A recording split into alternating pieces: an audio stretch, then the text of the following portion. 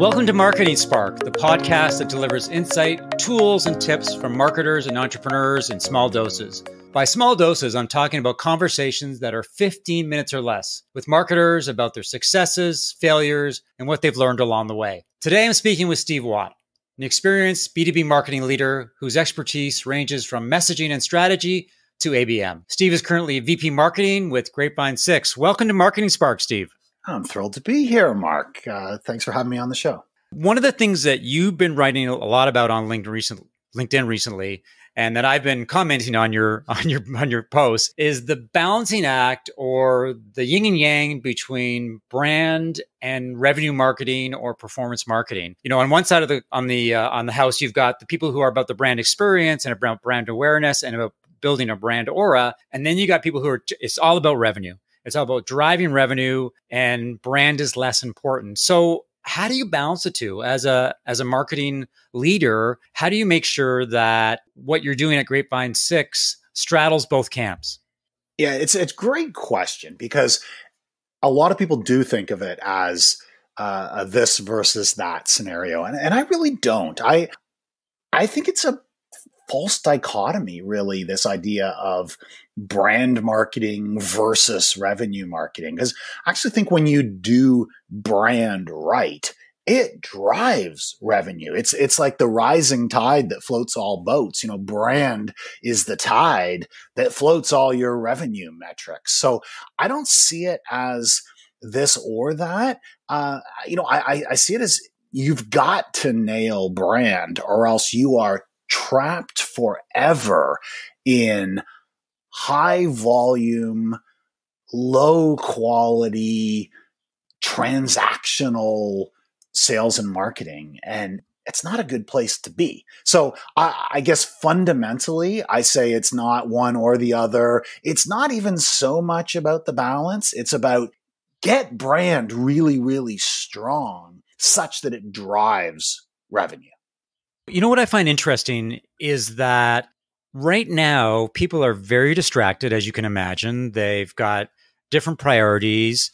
They're probably doing a lot more with fewer resources.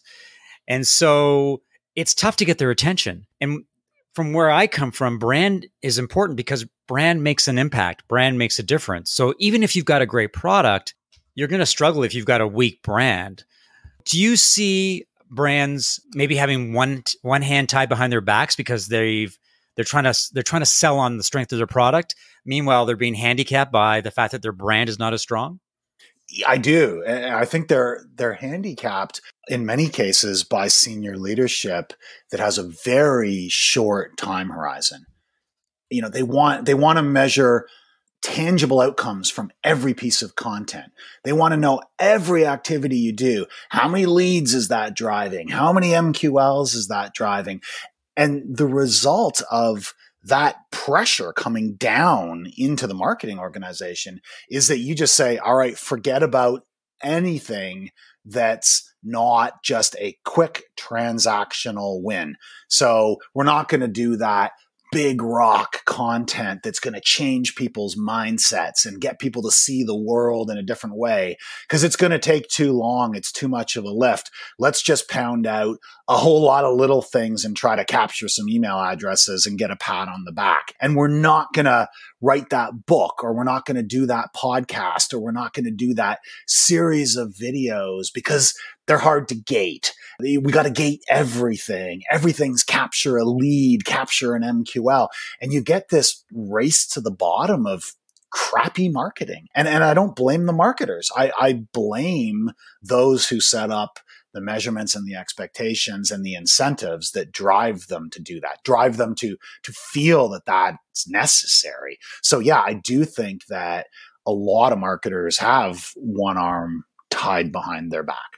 Yeah, one of the things I wrote recently is that being a marketer is kind of like being a professional sports coach. Is that you're hired to be fired? And I think right now, because of the focus on metrics and MQLs, is that a lot of marketers, they don't perform, then they're under the gun right away. And there's so much pressure, I believe, on marketers because they're being assessed with a very focused lens, as opposed to all the other things that make a brand powerful, that drive your sales and marketing, which is about brand affinity and brand loyalty and building an army of advocates out there. And it's really unfair to a lot of marketers because, it's a different set of rules and maybe they're not fair.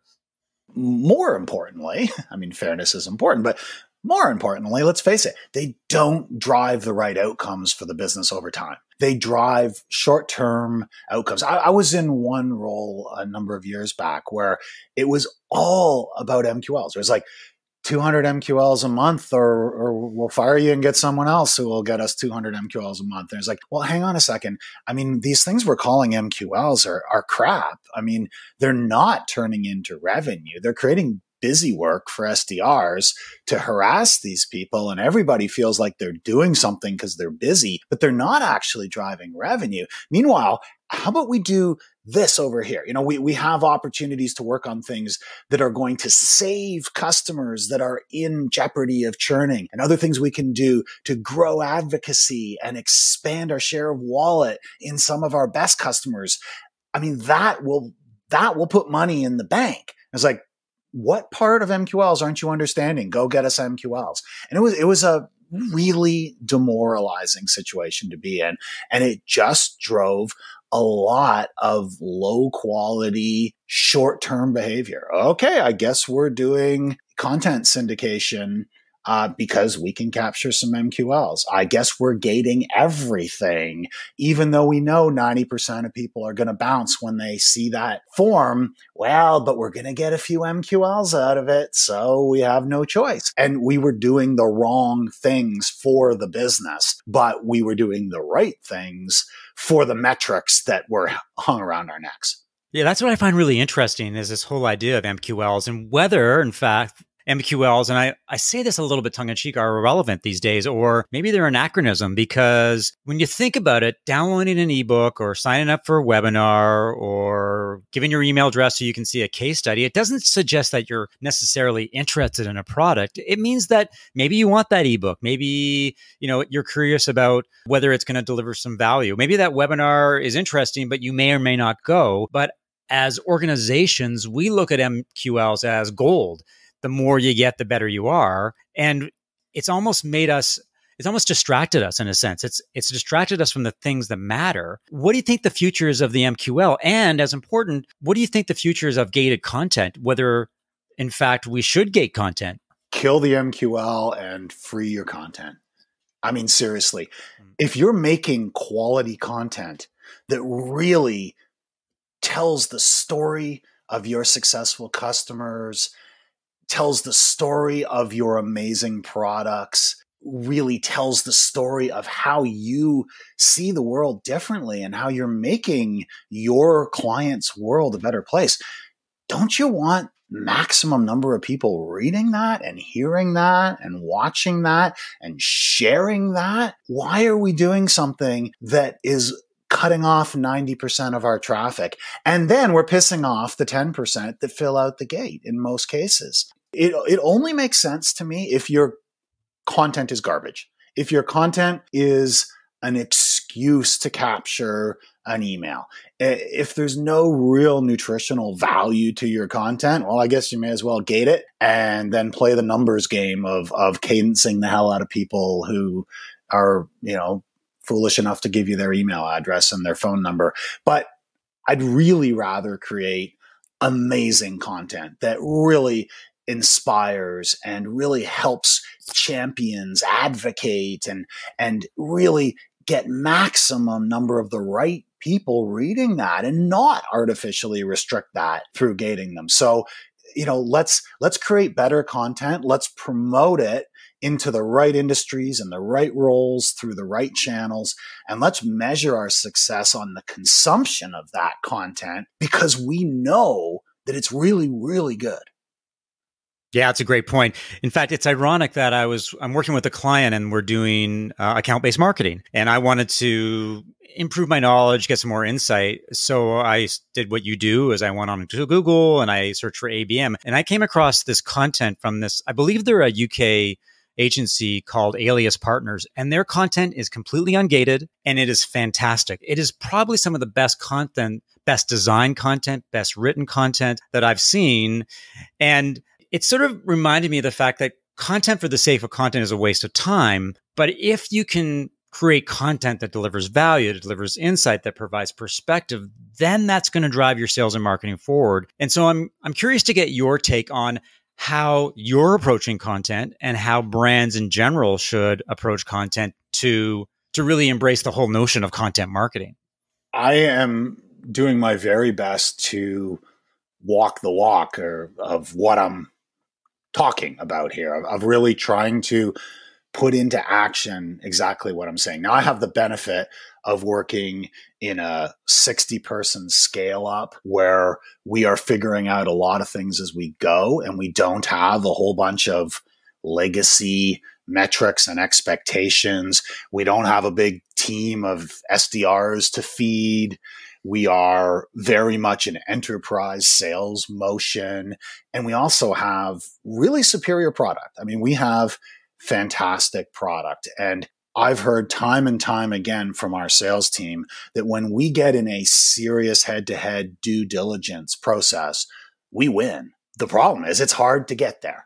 And that says to me loud and clear, all right, we need to get ourselves into the consideration set of all of the deals in play in the industries that matter to us.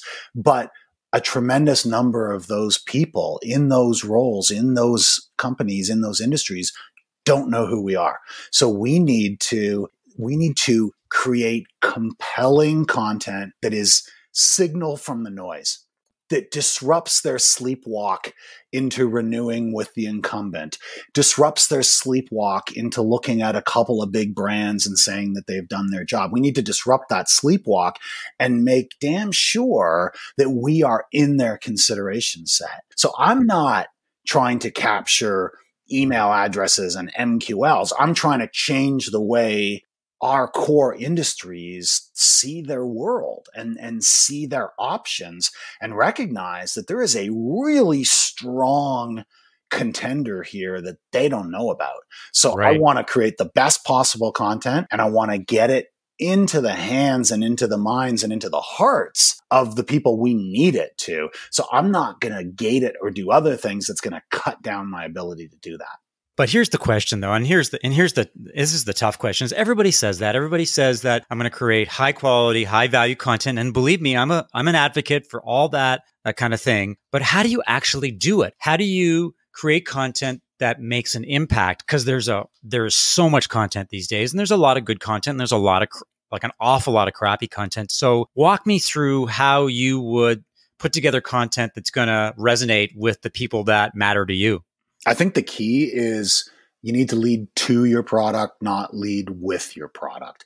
Mm-hmm. And to me, the litmus test of whether content is any good is whether it's actually valuable to someone, even if they choose not to buy your product. You look at Engagio and Demandbase and Terminus and others. They create content that is educating a generation of B2B marketers about account-based marketing, about how to flip the funnel and think differently about their entire go-to-market motion. And whether they ever buy that product or not, they are better for having read that content, attended that webinar, listened to that podcast. That is quality content. That's the kind of content you share with your peers. That's the kind of content you go back and you start binge consuming multiple things they do. And then when you move into a buying motion, they are 100% in your consideration set. How could they not be? I'm not saying you're going to immediately buy them, but they're in your top 2 or 3 or 4 for sure. And that's a huge part of the battle. So I think where marketers go wrong is, oh yeah, we're going to create great content. And then you look at what they actually created, and it's just a sales pitch with a thin veneer of value. And if you strip out the buy our product aspect of it, there's nothing left. There's fumes, right? So does the content have real value even if they don't shop with you? That's the litmus test. I've been there, done that. And I've been in situations where senior executives have said, we're going to do an ebook and it's a sales brochure. And that's a killer for a marketer and a storyteller like me. That's a killer because you're so deflated. You go, that's not about the customer. It's about you. We've got a few minutes left because I promised people that I would keep this to 15 minutes or less. One of the things that and I think this is one of the reasons we reconnected, is that as the pandemic, this global pandemic became front and center in everyone's lives, you got a new job. And it was like, hold on a second, you become the VP marketing at Grapevine 6 in, was it March or April? When everyone else is sort of losing their jobs and you're stepping up and getting a new job. Tell me about that journey and what it's been like to be a new employee when I suspect you're never going to the office, or you've never been to the office. Haven't been there yet. Yeah, I started in April. There's this whole cohort of people out there, and I'm one of them, who onboarded into a new company entirely remotely in the midst of a pandemic. And I think we're kindred spirits in many ways. And it's been challenging, and it's been fun, and it's been great in some ways. And I look at so many of my coworkers who I feel this really strong bond with, and I feel like I know them really well. And then I sit back and reflect and go, I've never met that person. I've never met them in person. It's so weird for me to realize that the great majority of my colleagues who I work with every day, and I will consider friends forever, I have never met them. So yeah, it's been really interesting in that regard. But I mean, it sure has proved that, I think tech companies by and large were pretty good at work from home, work remote. We all traveled a lot. We all worked from hotels and conference lobbies and airports and Ubers and everything anyways. So I don't think it's been a huge stretch for a lot of tech companies. But I think it's really cool how a lot of companies in other industries that were quite convinced that they couldn't work remotely have learned that, with necessity comes, what is it? Necessity is the mother of invention. And here they are, absolutely working remotely in a lot of cases more productively and more successfully than ever before. So it's been a really interesting time. I mean, I'm loving the ride. I'm loving the opportunity.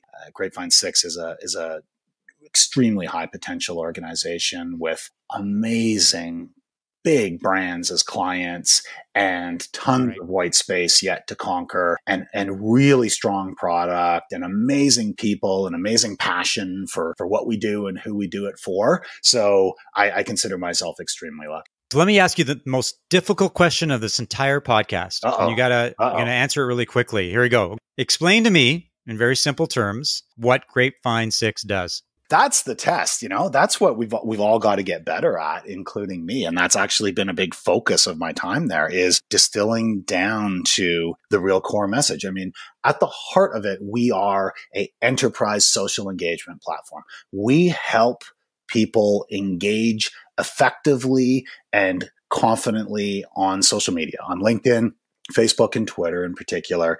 And we focus on regulated industries like wealth management and banking and insurance, where that's really hard. On one hand, they want to empower their people to leverage social media to build their personal brands, build the corporate brand, and grow their book of business. But two things hold them back. A lack of content, a lack of knowing what to share and what to talk about is one thing, and compliance is the other thing. There are so many regulatory hurdles and fears, legitimate fears about falling on the wrong side of regulatory compliance. And we solve for both of those, the right content to share and done in a compliant way. And it enables large banks and wealth managers and insurance companies and others to activate their people in social media, which can be really transformative for the organization. That was terrific, Steve. I really appreciate your insight. We covered a lot of ground in a relatively short period of time. This is an amazing marketing landscape right now. It's terrifying and exciting at the same time. It's great to have you on Marketing Spark. Your energy and your enthusiasm is palpable, and I'm sure you're going to be doing some amazing things at Grapevine 6. Thanks for listening to another episode of Marketing Spark. If you enjoyed the conversation, please leave a review, as well as subscribe via iTunes or your favorite podcast app. If you have questions, feedback, would like to suggest a guest, or you're looking for help with B2B marketing, send an email to mark@markevans.ca. See you next time.